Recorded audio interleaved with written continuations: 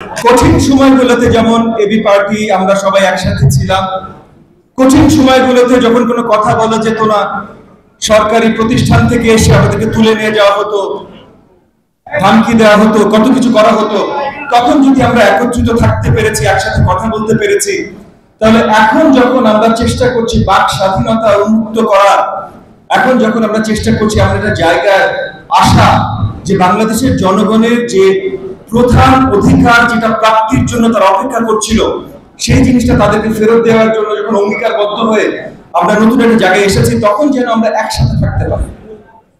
আমরা মঞ্চে বা যে কোনো জায়গায় যেভাবে কথা বলি, আমরা একটা জায়গায়, কারণ আন্দোলনের সময় কিন্তু সবাই একটা জায়গায় ছিলাম, আন্দোলনের সময় একটা জায়গায় ছিলাম যে স্বৈরাচার নিপাত যাক, আন্দোলনের সময় একটা জায়গায় ছিলাম যে হাসিনার এই সরকার মানি না, আন্দোলনের সময় একটা জায়গায় ছিলাম যে জনগণের অধিকার, ভোটের অধিকার সঠিকভাবে তাকে ফিরিয়ে দিতে হবে।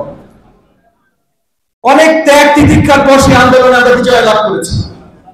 সেই বিজয় লাভ করবার পর কেন আমাদের ভেতরে আমরা সব একসাথে থাকতে পারবো না? নির্বাচনের কথায় এই জায়গাতে তো আমাদের সবাইকে একত্রিত হতে হবে।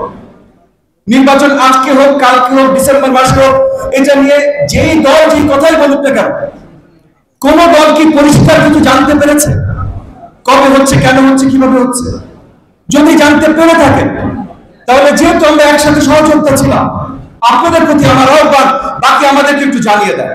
আর যদি জানতে না পেরে থাকেন, তাহলে একভাবে যেভাবে আন্দোলন করেছে, এখন আন্দোলনের সময় না, এখন আসলে সবাই আমাদের, তাহলে আমরা নিজেরাই ভালোভাবে একসাথে বসি যে কবে সুষ্ঠু একটা সুন্দর নির্বাচন, কিভাবে আমরা জনগণকে আসলে উপহার দিতে পারি। আমি বক্তব্য দীর্ঘায়িত করবো না, আবারও পঞ্চম বছরের শুভেচ্ছা জানিয়ে এবং জন্মদিনের শুভেচ্ছা জানিয়ে আমার বক্তব্য শেষ করছি। সবাইকে অসংখ্য ধন্যবাদ।